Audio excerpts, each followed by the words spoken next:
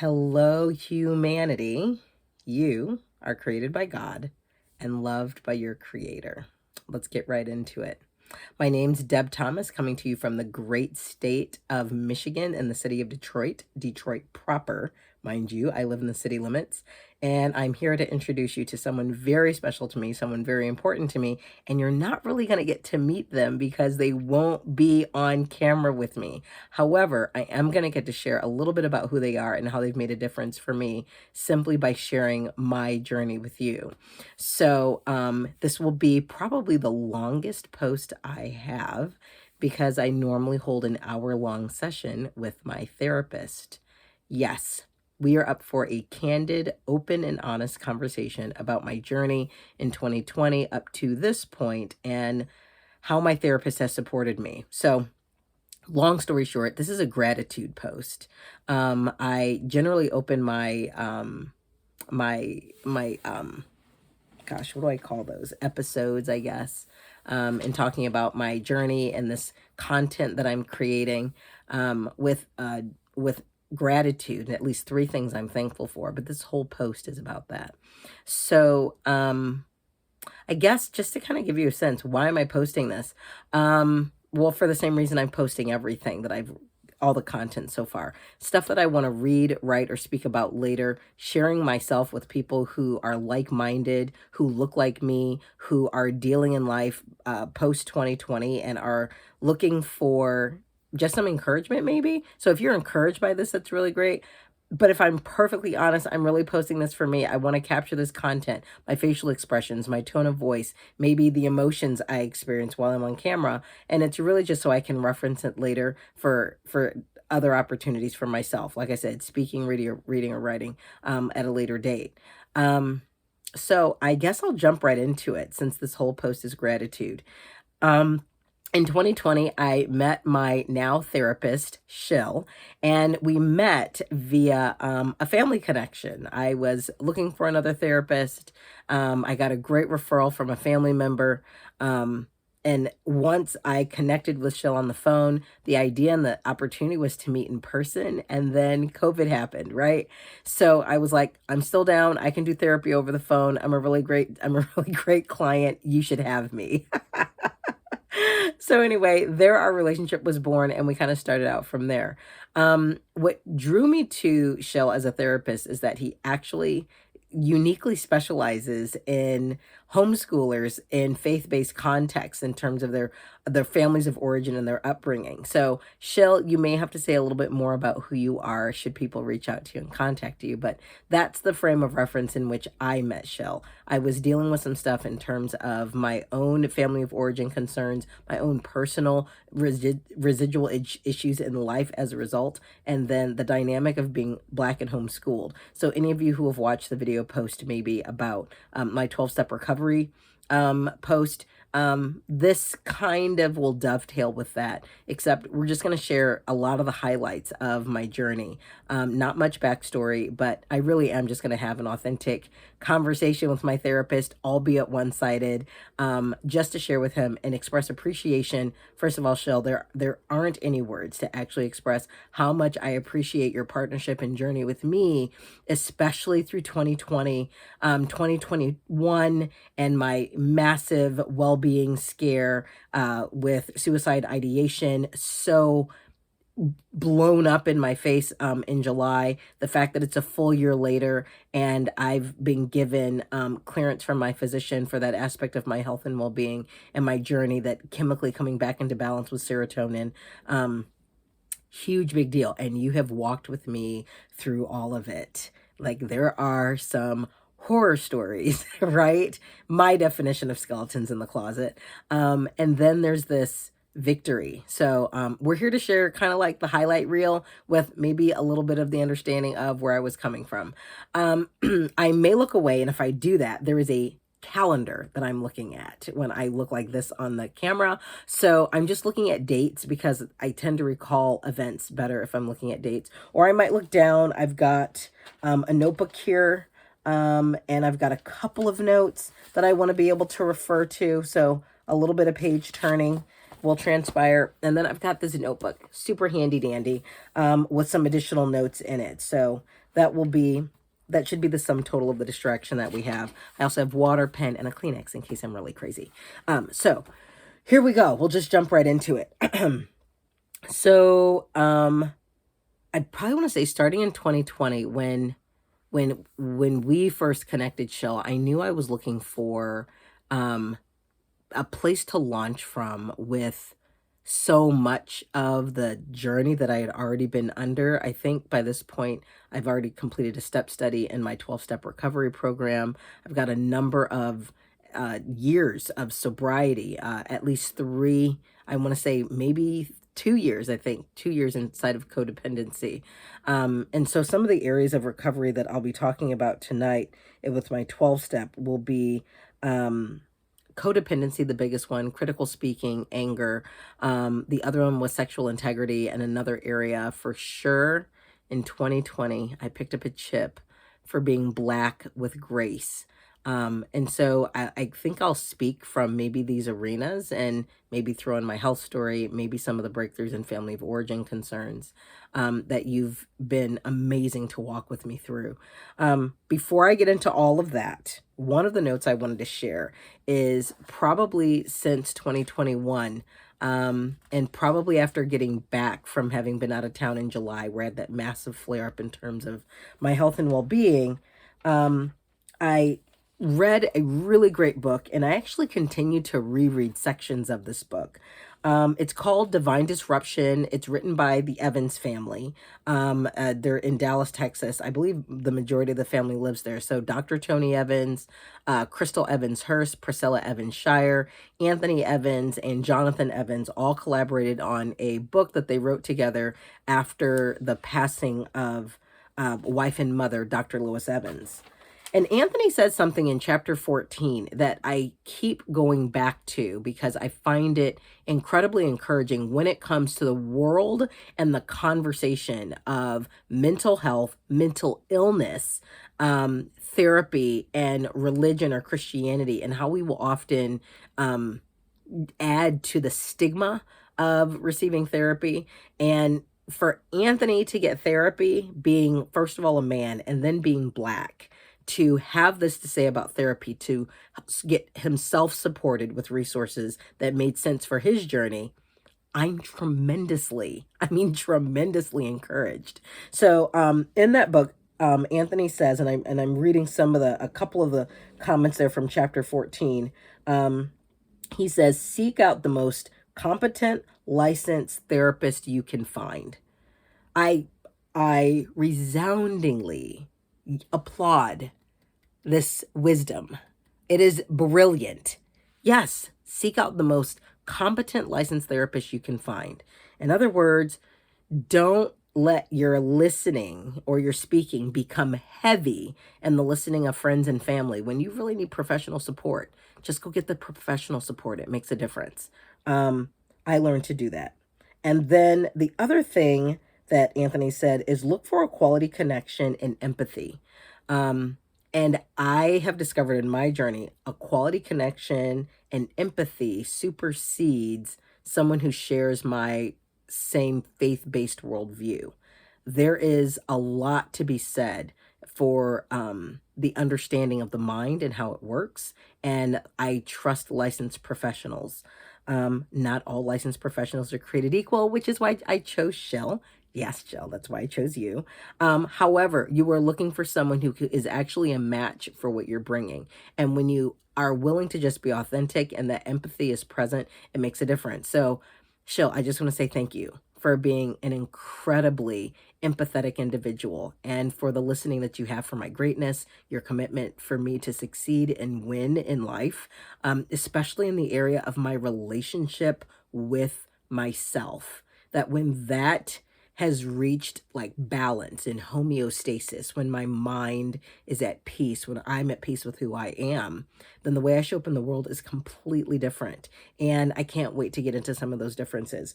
One more thing that Anthony said, he says, go in with no filter and let it all hang out. Trust your story to a good guide.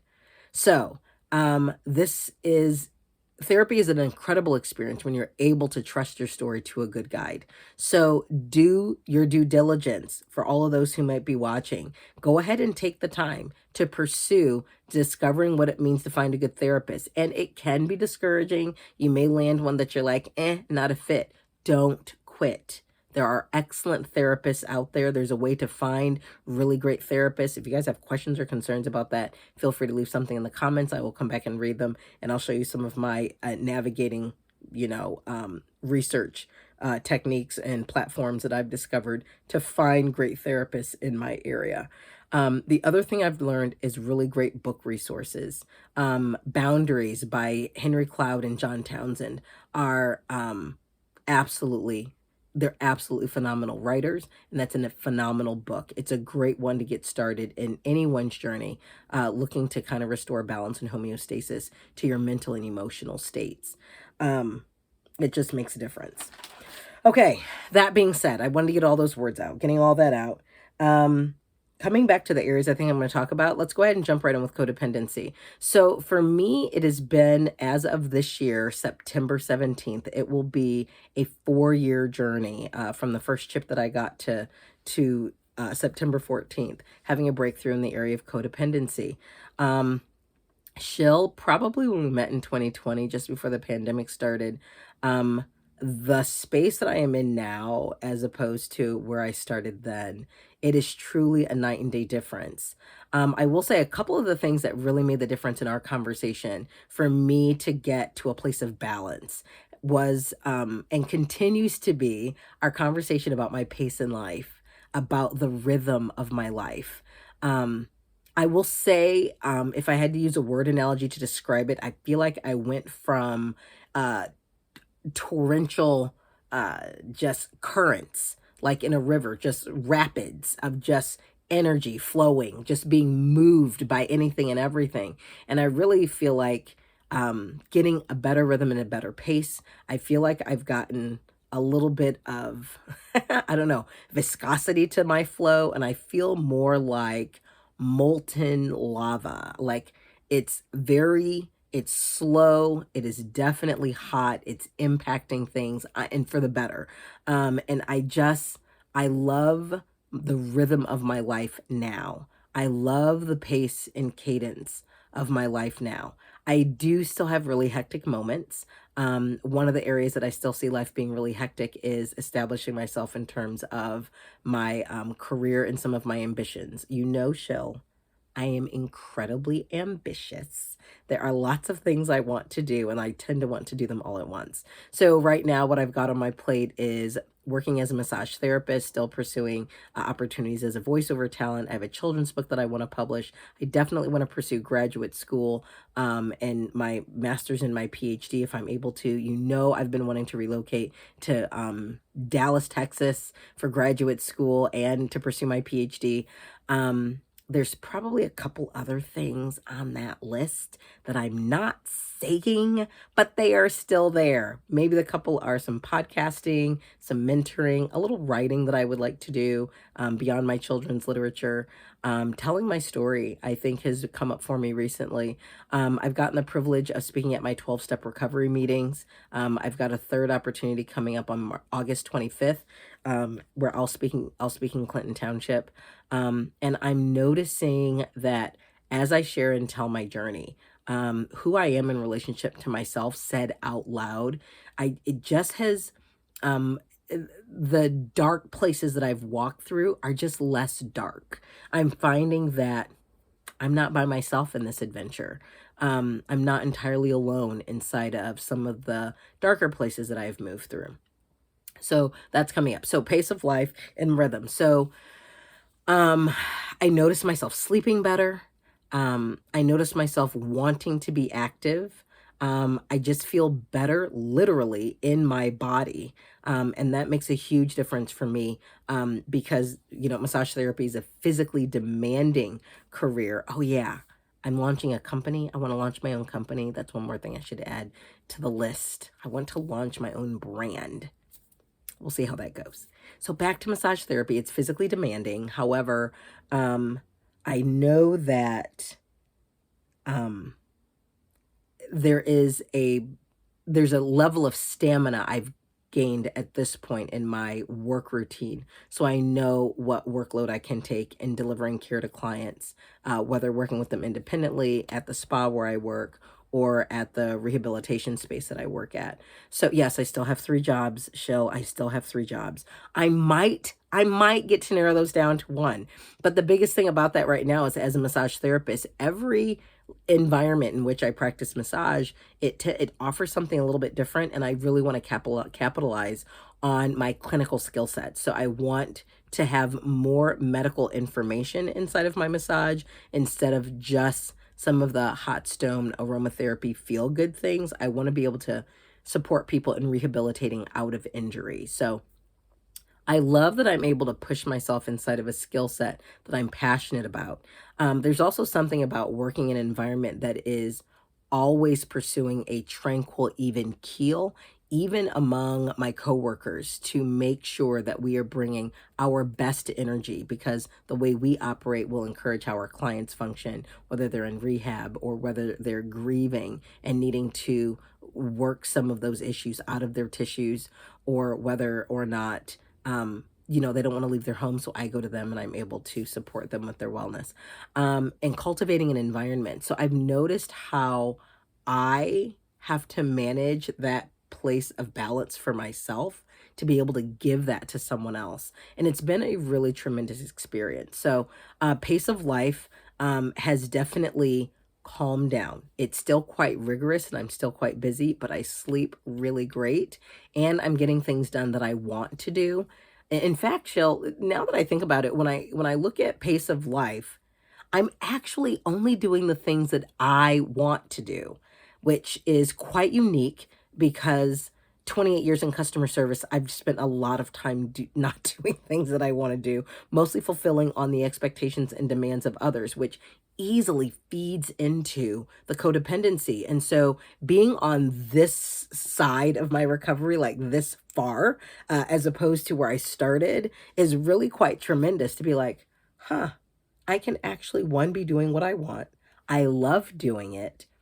And within my profession, I actually get to tell people no or decline and, taking care of someone or doing something, because when I got licensed, I made an agreement to do no harm, right? And so there are moments where, inside of taking care of someone, I just have to be honest and say, no, I'm not the person to do that. Or, yes, I can follow through on that. Here's the parameter for that. It's just a far cry from my experience of being of service in the multiple jobs I've had in the service industry to where I am now, mainly focused into one arena, and then being able to make the difference for people, and making that difference from first caring for myself well before laying hands on people inside of, massage and body work to support them in making a difference. It has been a phenomenal shift, Shil. I cannot thank you enough for just all of the baby step, bi-weekly conversations that we've had to get me to this point. I'm incredibly grateful. In fact, speaking of being grateful and gratitude, um, July, at the end of the month, I did a gathering at my older sister's house. We just roasted hot dogs over the fire pit. I had a couple of friends over, a mother and daughter, and the mom and daughter had never had s'mores, like never. I was like, what? The summer of 2022 will not come to an end unless you've had a s'more. So the beautiful thing about that is that all of my family was there. I had these two gals over. I had another friend of mine come over supporting me with promoting my children's book. And we just gathered and had great conversation. Now, Shell, I love my family. You know how much I love my family. I love family. Like, that's my heartbeat. And oftentimes in family of origin, there's also the same dissonance with the hurt and the injury. And it's when I look at where we started in 2020, the bonding of my family really took a shift, but I took a big shift. With the murders of Ahmaud Arbery, George Floyd, Breonna Taylor, it just sparked conversation in my family differently. It's not like we've never talked about this. I mean, we're a Black family, so this is common conversation. Like, we don't necessarily have to talk about it. We all grew up in the craziness that is being Black in America. Um, and it's both this dissonance inside of how we be family together, and then in relationship to how we engage inside of maybe our views and worldview as we've grown into the individuals that we are now.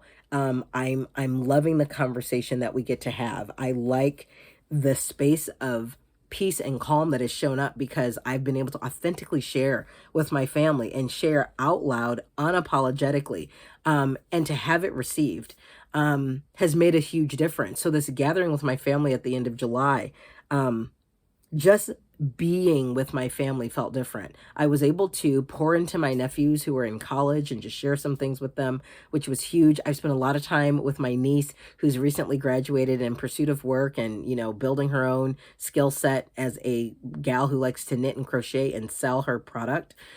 Just a lot of connecting with my family. And that day was really, really special to me because it's probably the first time I can remember initiating a family gathering with no sense of anxiety on my part, no sense of like panic on my part.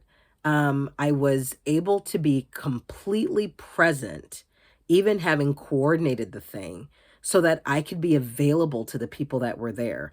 And it was just so much fun because it was super casual. My sister had homework to do, and so she came and grabbed chips and dip while she studied. And my nephew was doing some photograph work for me. And my girlfriend who was over, my girlfriend's daughter who was there, just got to have an Auntie DB experience. And I put her to work in the kitchen, just chopping vegetables to go with, the hot dogs and the stuff we were having around the fire pit. Just it felt easy, like really easy. And then to have, my younger sister come over with her kids and to be able to connect and hang out, we had the best time. We just had a really, really good time. And I think that night I went to bed, and I swear, Shil, there was no alcohol involved at this family gathering because, well, as a speech language pathologist, I know that alcohol is a toxin, but I also don't make it a habit to drink. It's in general for someone who deals with symptoms of anxiety and depression. You don't add alcohol to that. It just makes it worse. Plus, I don't want another chip inside of 12-stepping, right? So that night I went to bed, and I literally had this thought, I am hungover.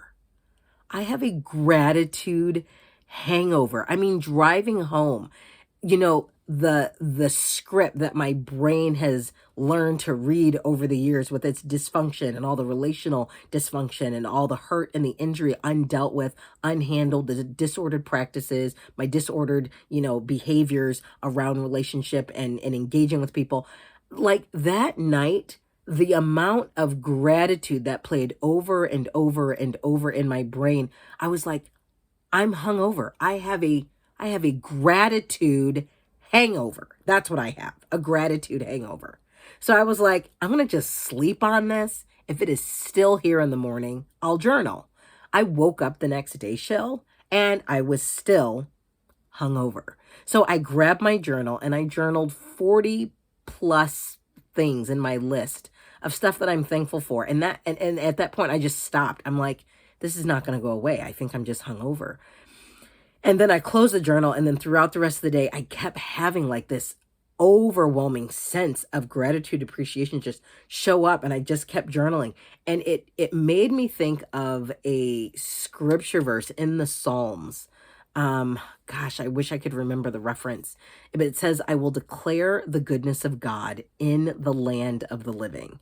And it just kind of took me back to January 1st, where we had our first official big family gathering because we were celebrating mom and dad's 50th wedding anniversary and dad's 77th birthday. And that was the first day I remember having all of the symptoms that came with, my health around my women's health and time of the month. And I remember the very, very first time not having suicide ideation and it being exacerbated for me by the stress and anxiety that shows up around large gatherings, especially with my family of origin. So when that wasn't there, I knew something had shifted, and I saw little shifts prior to. But I bring all of that back because for my mental state to be there, to be that clearly at peace, and to be able to engage all of my external environment present is something I will always lack having words for. Like, it will require so many words to express it. It won't, I just won't get it done on this YouTube, on this particular, you know, post. But what I will say is I love the fact that that feeling hasn't left. I'm still there. What had me sit down and record this, now, is the fact that I realized this overflow of experience of life in all of its goodness is probably going to keep showing up for me. Now, I'll let you know, I had a crappy weekend. Like, this weekend happened to be crappy. Very, very frustrating space, very disappointing spaces to move through, very arduous struggle, difficulty. I don't even know what to call this weekend. But I'm in that space, and yet the overflow and the abundance and my awareness of that goodness is more potent and more present with me than what's not working. So, I say that because I know it's a reflection of some of the journey. It's got something to do with the medical professionals I've been connected with, which is also helpful.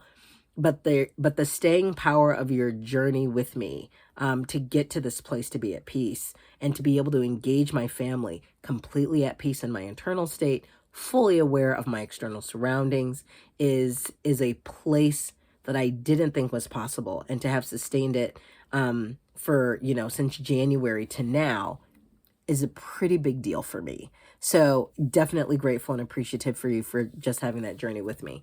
So I realized, moving off of the gratitude hangover, that maybe this isn't a hangover. Maybe this is really a new space that I get to operate from. And Shil, it's not been easy. I've been dealing with my gratitude and making lists and learning to rehearse what is good, what is right, what is pure, what is of good report, what is praiseworthy, those kinds of things to think about, right? I've been rehearsing and working on that. I would probably say my health journey's been about 22 years. So maybe about that long.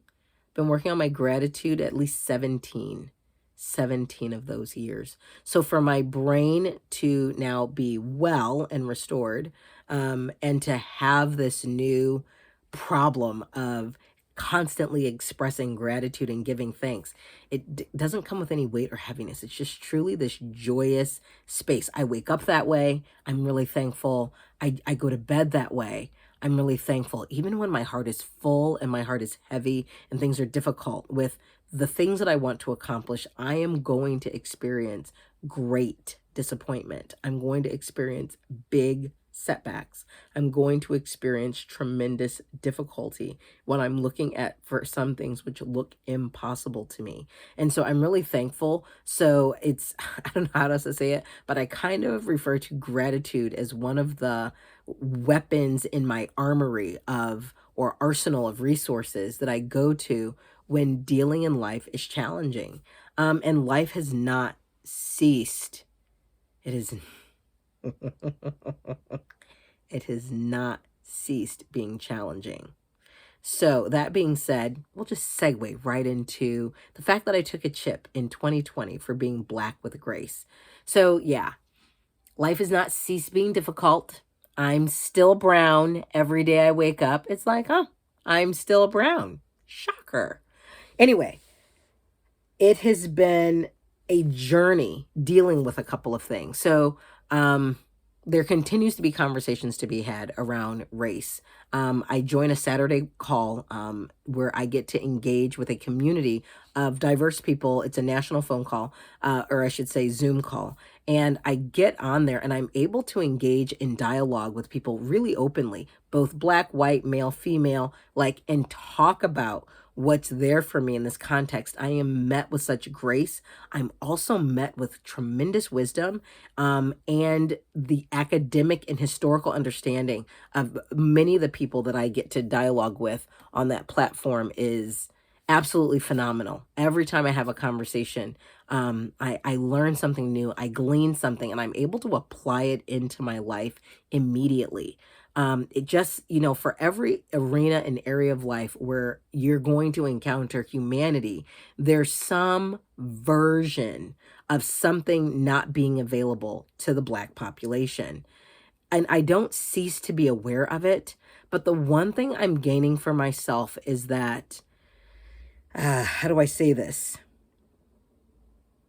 Let me just explain something the long way, Shil. I don't know if we've actually talked about this, but in 2020, when the events went down, there were 3 friends that I heard from, 2 of which I just called and yelled at them. They were very gracious to be able to let me do that. 2 men who are white, we share the same faith values, and so where I was coming from and who I know they could handle me. Not everybody can do that. I know that.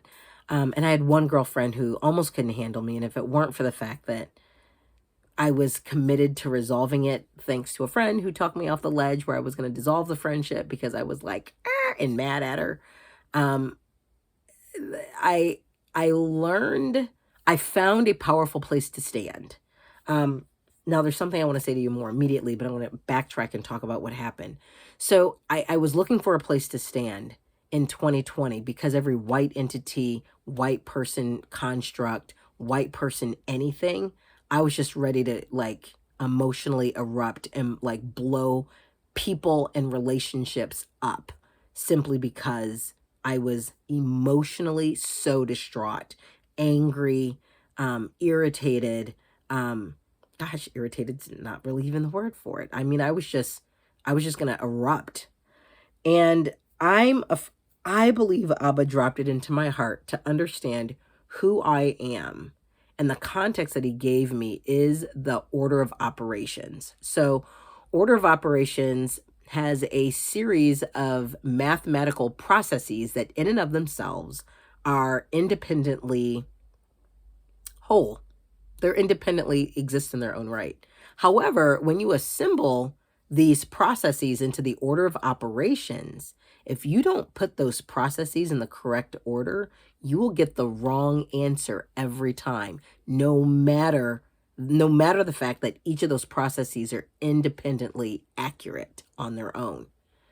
And I kind of got that about how I relate to myself as, Black, female, you know, American, um, just there was one other category, but Black, female, American, and and then Christian. But then, I don't really like to go with Christian. There's a lot of I just think there's a lot in that arena that I'm still processing.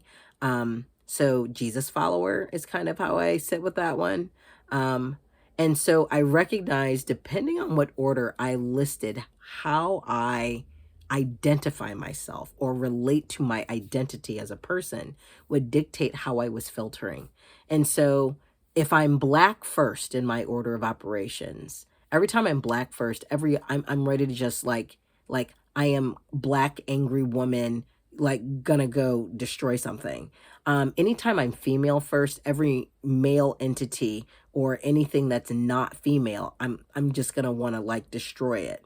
And so I recognize, coming from the fact that I'm a child of God first, and I don't have to identify as, Black or necessarily female or necessarily American first, even though these are all aspects of who I am. Where I'm coming from first is being human, being created in the image of God. So, that being said, I fast forward back to now where I am still dealing with the everyday experience of what it means for me to be Black and female. And I'm coming to this place where I'm looking at what it means to just be that. I don't have to be that necessarily in a conversation, like make it a thing. I don't necessarily have to, verbally communicate all of that. Sometimes just my presence is sufficient discomfort in those environments that I can powerfully be that as just who I am, and then communicate from one human being to another. Um, and from that standpoint, I can see that I've grown in some of the grace that there is to have in conversations with people who don't look like me. It is not all the time. There are moments when I am driving or in an interaction with another human and I raise my eyebrow thinking, watch your words. I might be being very cordial right now, but there is this Black woman who at any point may take the lead. And so there's this opportunity to be responsible for how I'm showing up in the world. I've also noticed that some of the expression of who I am needs an environment in which it can be fully that. Um, I am learning to appreciate that I am an incredibly emotional human being, and I am now being older, appreciating the fact that I am not really in any way, shape, form, or fashion going to apologize for that. I'm just going to be me, owning my womanhood, the power that comes with that, and not really power, but sitting in the seat of my own greatness as a queen, in someone who's been given the divine right and dignity to rule and reign next to men who are established in their manhood, just like I'm going to establish myself in my womanhood, and not necessarily honor my womanhood in the context of what the male expectation might be, but really what is my seat of influence as created as a woman. So, anyway, all that to say, I'm just noticing how I sometimes ebb and flow out of my ability to stay in the context of knowing myself as a woman, whole and complete, being a brown woman, and honoring who I am in my communication with other people. So there is a level of grace that has shown up and rather consistently for me inside of this conversation around race, around being American, around being female. There are just so many of these conversations that are on the table now, given some of the national events that have transpired, legislation that's been overturned. Just there's a number of things where I just feel like this is my season. I'm I'm created and at this time and place on the map for whatever's coming up. So inside of having been sharing my testimony and 12-step recovery, I've just noticed this growing desire to continue to have these authentic conversations around race, around sex or sexism or racism, and even classism, in spaces where I can invite people into the discomfort. And it kind of sits for me to have overt conversation in covert spaces.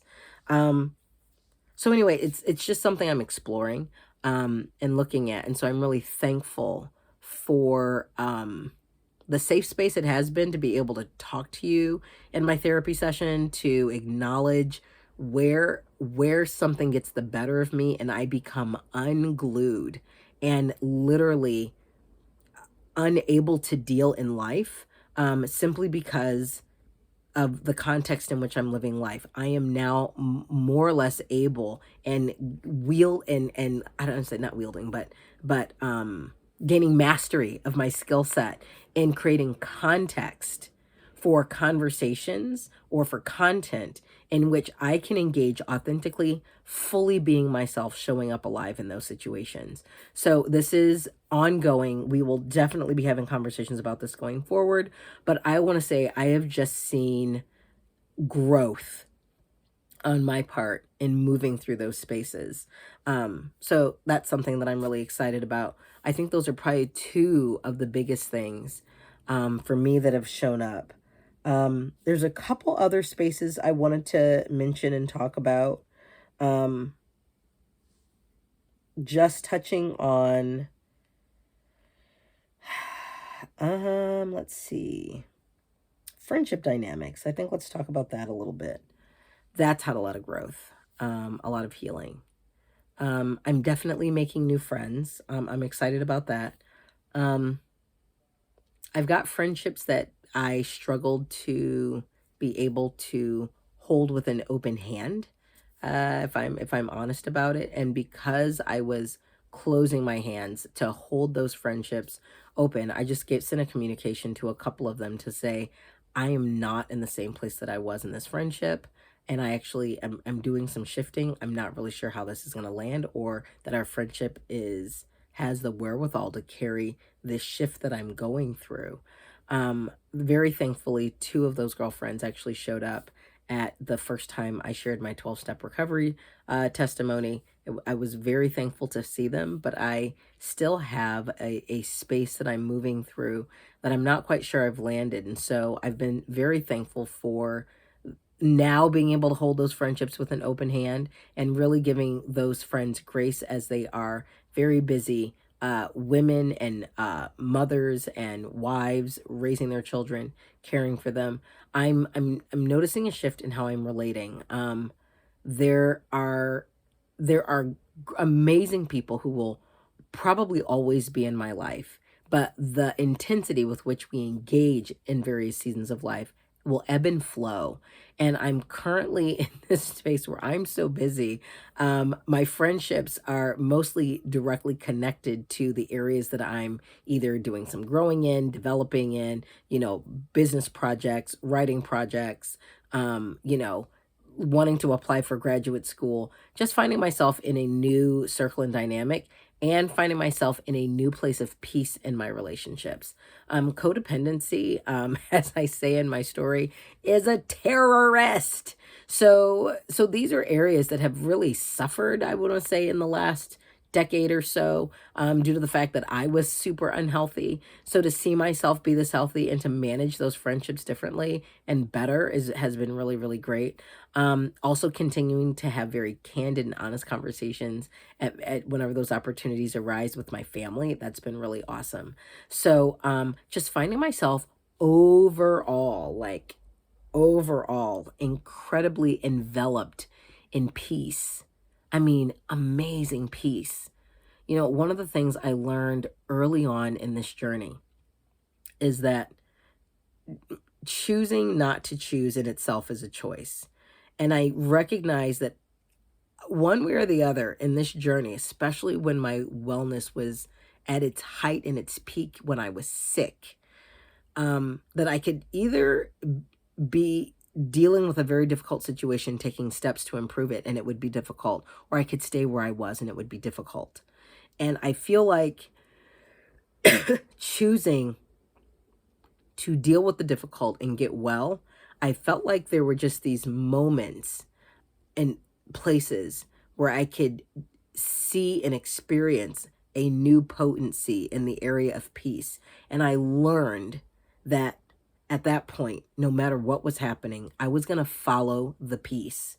And there were hard decisions to make, but following the peace has been a game changer. I don't even know how to say that. It's been an absolute game changer. So to kind of tie this together, oh my gosh, I cannot believe I've actually talked for 45 minutes. But to tie this together, in a sense, how do I want to say this? Probably from the beginning of this year, and probably before that, I know that the holiday season was really challenging, and we talked about that. But there's this hope that I walk with now and that I'm thankful for now that wasn't available before. Um, I should probably give maybe a brief update around my health journey.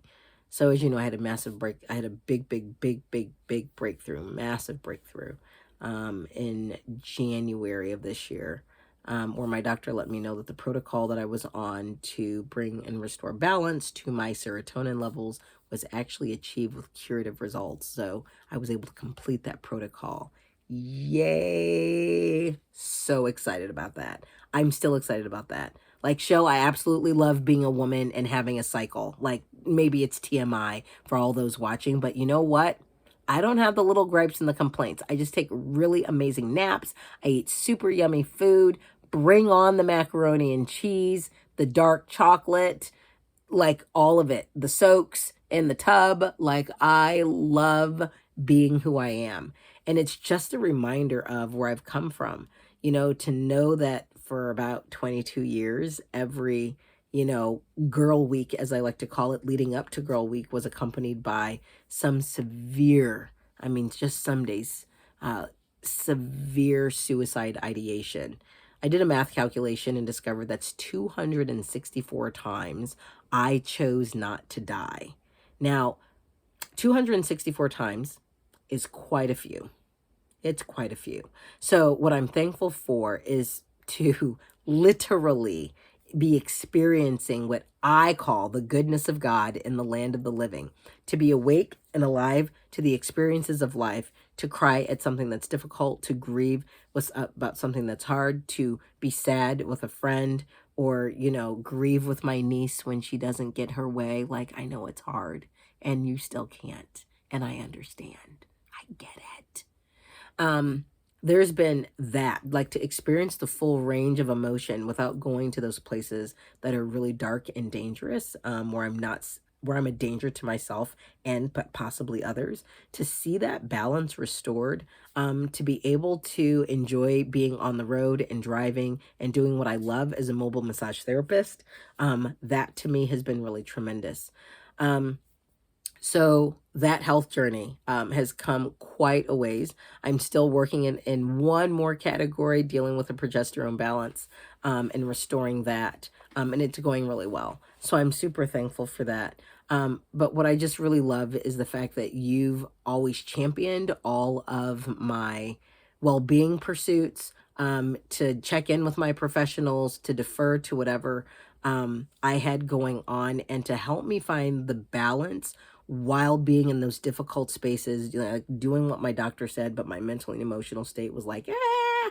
So then I just was able to find my footing and to move through those difficult spaces, especially the relapse that I had in codependency over the holiday season. And then, in July of last year, really that dark space that I went to, just with the added pressures in life, the obligations around things, that maybe I had no business being a part of, and then actively making those changes, like intentionally making those changes, no longer tolerating, unhealthy practices and disordered and dysfunctional relational concerns.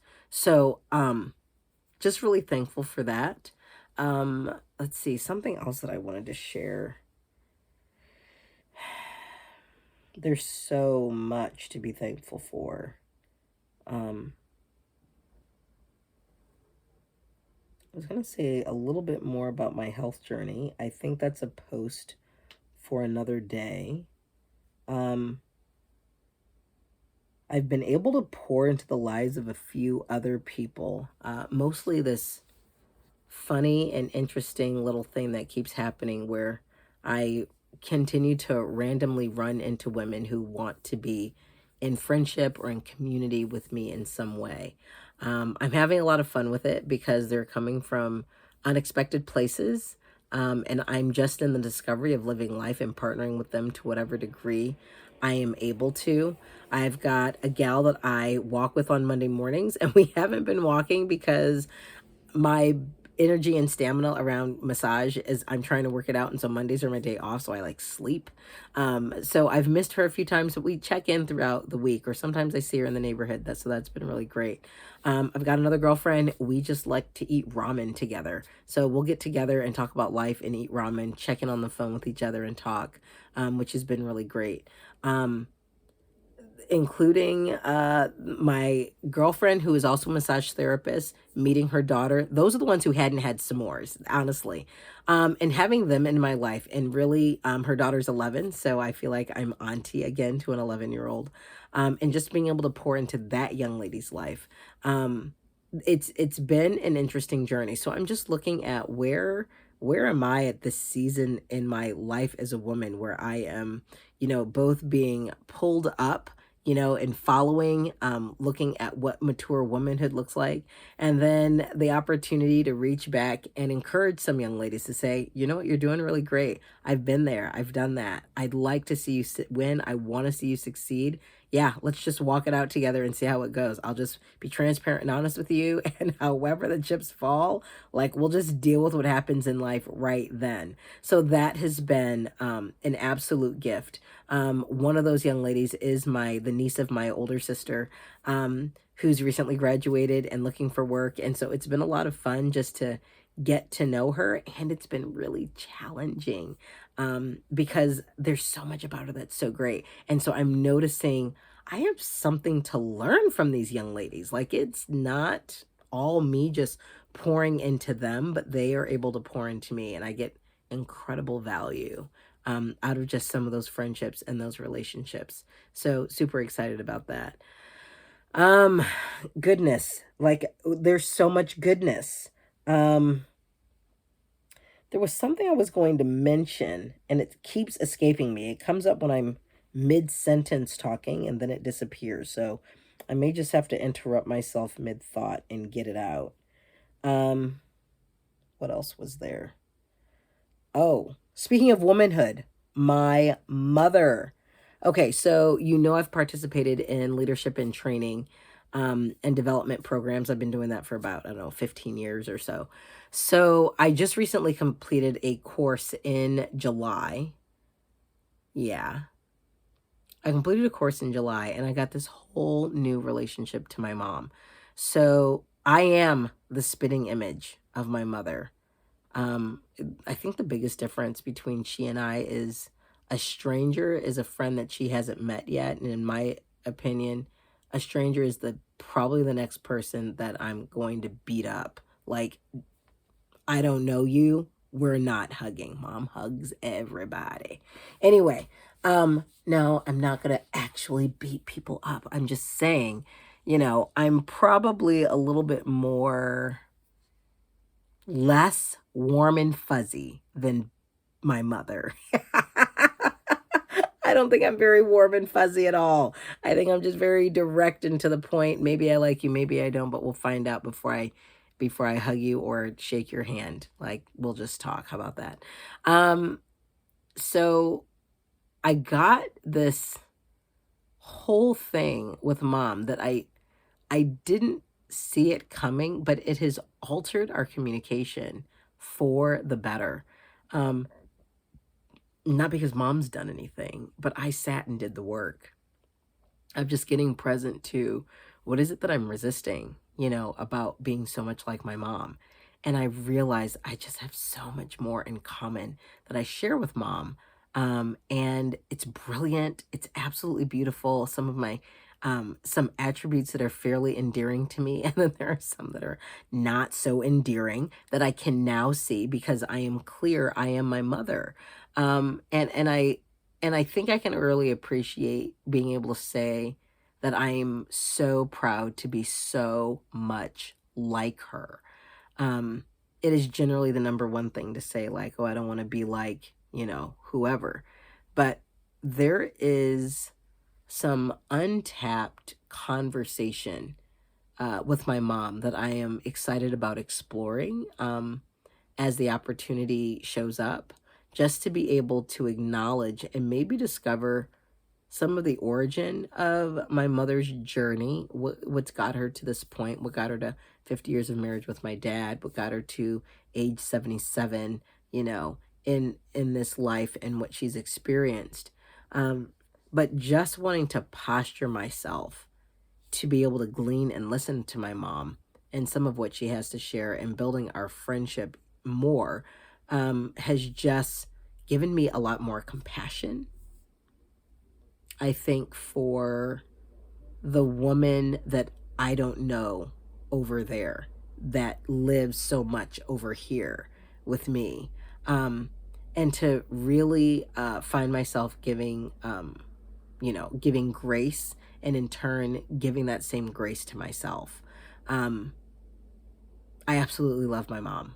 I love my mother. And as often as I can, Shell, I make it a point to even since then, to just hug and kiss mom and dad, just to hug and kiss them, celebrating that they're here, that they're alive, that they are in excellent health, that they've supported me and had my back. I mean, probably the majority of my posts and my YouTubes have just been about the fact that every month on the 22nd, I'm celebrating and honoring them in some way. In fact, this coming August 22nd is on a Monday. So I'll probably do a post and I'll probably read letters that I wrote to mom and dad. I'm still processing through some of that, but it's more of this overwhelm and the abundance of like this gratitude that I'm really excited about. And I'm really full. Like I'm not just full, but like satiated. Like there's nothing missing for me. I'm really happy about that. There is so much more to share, but I have to say that probably the majority of some of these breakthroughs around my womanhood, codependency, my relationships, friendships, just, my speaking publicly and sharing who I am out loud, posting who I am on YouTube so that anybody and everybody can see it, really stems out of this opportunity to have a therapist to talk things out with, the practice of journaling, and then the practice of just really great conversation, valuable conversation, honest conversation, like at, a 12-step meeting, or, an open share table at 12-step, or just getting together with friends I can entrust my story to. And so it's been a combination of all of those things that have really given me my life back, and to know myself as the person that I really want to be, and not who I wound up being as a result of, the trail of experiences from my past, that some of them being valuable and some of them being not so valuable, being able to drop those, the ones that aren't so valuable, deal with myself, deal with those situations in a way that's healthy, talking with you, and then being available in my life, like truly available in my life. I'll share this last thing with you. I think it's my triple threat. That's what I wanted to share with you. Yeah, this video is definitely going to be an hour and 10 minutes because I think I spent the first 5 minutes setting it up. Anyway, I'll share this last thing with you that I thought was really funny. It's probably in some of my other YouTubes, but one of the things that showed up for me around that impacted both my womanhood and my relationship to being Black, like who I am, not just my skin color, but culture, and growing up cultured white mostly, but also identifying the dissonance and the disassociation and the Black whiteness of how I grew up. One of the things that I've been able to deal with is this posture I've gained, what I like to call triple threat, where it is disobedient, willful, and stubborn. Just the utter resistance to dealing with anything in life without putting up some kind of a fight, even if what I'm dealing with is for my good. My fight is a self-sabotage, which doesn't give me access to what I really want in life, both for who I am as a person and the impact that I can have on the world. So the disobedience kind of got addressed fairly early on, sometime around January of this year, where I was stepping into a season to open the year with a fast. I did, plant-based, no meat, no dairy, no sweets, kind of a thing. In fact, I'm doing that right now from August 8th until September 8th. I'm doing that again. I'm liking what I'm experiencing. I dropped a couple pounds prior to that, and I think it's the physical activity with being a massage therapist just has me just using my body more. But anyway, that aside, so this area of obedience, like I just recognized that, I'm willing to put up a fight with everything. And back in 21, I had a conversation with God around what I wanted that year, starting that year out, 2022 similarly, but I still had a lot of this rough edge about myself, like you can't tell me what to do. Just my posture in life. And it was just very comical to me that I was reading a prayer journal. This one I think was actually written by Crystal Evans Hurst. And I was doing the study guide portion where I just thought, oh, this will be fun. I'll just do it on my own. And one of the icebreaker questions early on was like, um, in one word, how would you describe your relationship with God? And I was like, oh, that's a cute icebreaker question. Yay, let me answer it. So I go and answer the question. And before I can get that answer out of my mouth, I swear I feel like the response in my heart and my spirit from my Heavenly Father, who in this narrative I'm sharing with you, I'll call him Abba. I feel this response in my spirit from Abba. And he's like, argumentative. And I'm like, what? I am not argumentative, as if I wasn't going to further confirm his point.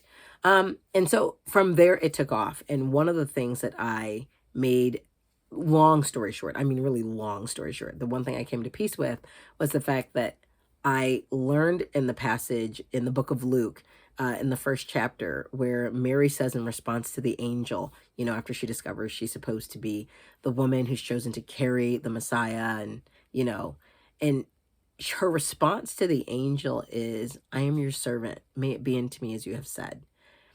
And for me, what sat in my spirit was this knowing and this awareness that there are some things that I want in life, but unless I become a partner to what those things are, I will sabotage every single one of those things. And so I learned that in this triple threat dynamic of being disobedient, willful, and stubborn, that the opposite of disobedience for me is partnership. That when I align myself in the journey that I said I wanted in partnership with the God who loves me, my Heavenly Father who adores me, who cherishes me, who only wants the best for me, I find myself on a completely different trajectory. Well, that was disobedience, right? So I'm trucking along, no big deal. But it was this past June that after attending a women's event, a 3-day retreat where I got to really explore my understanding of my womanhood, it was that following Thursday. I was sitting in a Panera Bread and I was reading Dr. Lois Evans' book, Seasons of a Woman's Life. And I was really encouraged by it. Chapter 1, I mean, Evans can't write anything that doesn't turn into a application for your life. Are you willing to like deal, you know? And so I read chapter 1 and I put the book down. I was like, Jesus, I'm not going to be able to do this. This is going to be way too intense. But somewhere around chapter 2 or 3, I was reading, she kept talking about not being willful. And I was like, oh, this is not for me. I can't do this. I am definitely willful. I'm less disobedient. I'm more of a partner in the journey, but willful, that's just me all the way. And literally in that moment when I was like, I cannot do this, I got this picture of um, two teenagers. It was, of course, a boy and a girl. And like the understanding that came with this picture was that this boy was head over heels for this girl, just gone on her, like just wanted to sit next to her, be with her, be close to her, get to know her, and just was like, I just want to be with you. And the girl was like, whatever. I mean, this kid like couldn't handle himself. Like all the craziness that comes with being a teenager physiologically, the raging hormones, just nuts about the girl. And the girl was like, And she had the expectation that he was going to keep up having this level of attention toward her while she felt rather indifferent toward him. And literally in my spirit, I knew I was that girl. And I was horrified because I'm like, let the guy off the hook is what I'm thinking. Like, as I'm got this picture as it lands, I'm still thinking, let the guy off the hook. You could at least tell him, you know, I'm not really into you. But no, she wants him to continue having this level of attention. And then what's worse is she has the attitude that if he really pays more attention to her, maybe she will respond. But she has really no intention of responding. And I was just like, oh, that's horrifying. And right then and there, I knew that's who I am when I'm willful. I'm indifferent to this guy who has lost his whole mind over me, just wants to be with me, spend time with me, just everything with me. And I'm willful. Like it puts this level of nasty on everything that we would engage in simply because I'm being willful. And for the first time, I kind of got that when I drop the willfulness, there, what else shows up is like, I don't know how to say it. It's not quite partnership, and it's, I have the experience of being available, but it's not availability. It's another word. I didn't write this one down because I had no idea I would share this with you. Um, but it's, I got what the opposite of willful for me is like being like in love, like completely. Of course I would do that for you. Why wouldn't I think of not doing that for you? It's a combination of like availability and partnership, but it's more than that. It's the opposite of willful, is like being fully like in service of that other person, for the sheer joy of being in service with that other person. Like, yeah, let's try that. Yeah, let's just do that. Like, just being a yes. I think that's really what that word is. So the opposite of willfulness for me is being a yes. And so I was like, oh my goodness, what is happening to me? My triple threat is being dismantled. So instead of disobedient, I'm partnership. And instead of willful, I'm a yes. So now I've got partnership and yes as this new aspect of my demeanor. So then when I'm looking at the fact that my triple threat is falling apart, I'm like, what is stubbornness going to be? Like, I don't want to have to deal with that. Literally about a week ago, I had a conversation with a friend of mine that I consider to be a great coach, good friend. And we were talking about um, some of the aspects of relationship and how it shows up, um, and how it looks when someone is available or willing. And in that conversation, I made the discovery that for me, the opposite of being stubborn is availability. So now I've got partnership, yes, and availability, as opposed to disobedient, willful, and stubborn. And what really made the difference for me is when you look at being disobedient. If I were going to say I was just going to be obedient, the thing with that for me is that the willfulness over that is like still a bad attitude, is probably the easiest way to say it. Like, I'll do what you said, but I don't really want to. And so that I didn't want that. And so partnership for me is really what kind of began to show up.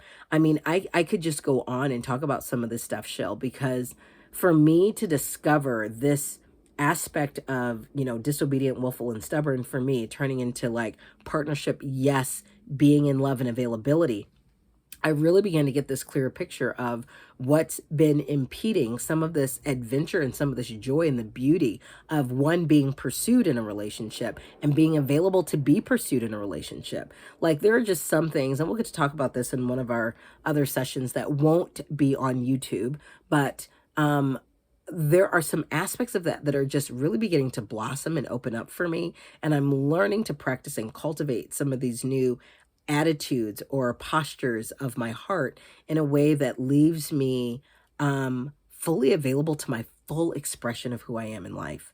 To really be unapologetic and practice being forgiving, first with myself and then with others.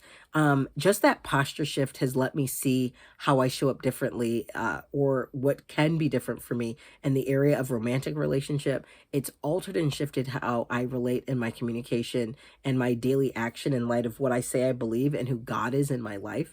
That's been a tremendous contribution. One of the biggest things I have to say overall is that it has just added to this profound, unexplainable sense of peace and ease, which has brought tremendous joy, just moment to moment, unable to let you, I don't have words for how much there's joy. And as a result, there's less fatigue, if I can say that. Like, there's a strength that I have access to as a result of this joy. And that joy comes from this profound place of peace that I have. So, Shil, thank you for your walking with me, for journeying with me from 2020 up until this point. I haven't had a session with you, and what I think has probably been since March. I know I am long overdue. While I've not been meeting with you, I have been in touch with my sponsor. I've been in touch with other resources that have been able to sustain and carry me as I'm going through this season of and this shift of where my finances are being generated from. So all the job change, all the craziness that's going on. I mean, literally in the last 90 days, I've had like 6 different jobs. I've quit 2 of them. I'm maintaining 2 of them. I'm designing a brochure for another location. I have been a very busy woman. There is an overflow and abundance of goodness, Shil, that is happening. And I should definitely schedule a session with you, because even in the goodness, if I dare to think for a minute that I am unworthy, the self-sabotage is right there. So I really would look forward to have a conversation with you about how to manage the goodness in my life, how to take it all in, how to share it and reflect it back in my everyday practices. And I'm getting a stronger sense of how to do that right now, but I would love, love, love to be able to chat with that with you about that with you. So, I think that wraps up this best therapist of the year tribute to you, Shil. Thank you so much for having carried me through such challenging seasons and just being the champion in my corner to see me win in my life, to see me win in my mental and emotional state and relationship to myself. I definitely feel like if somebody was going to get a trophy for Therapist of the Year 2020, it would be you, Shil. Thank you so much.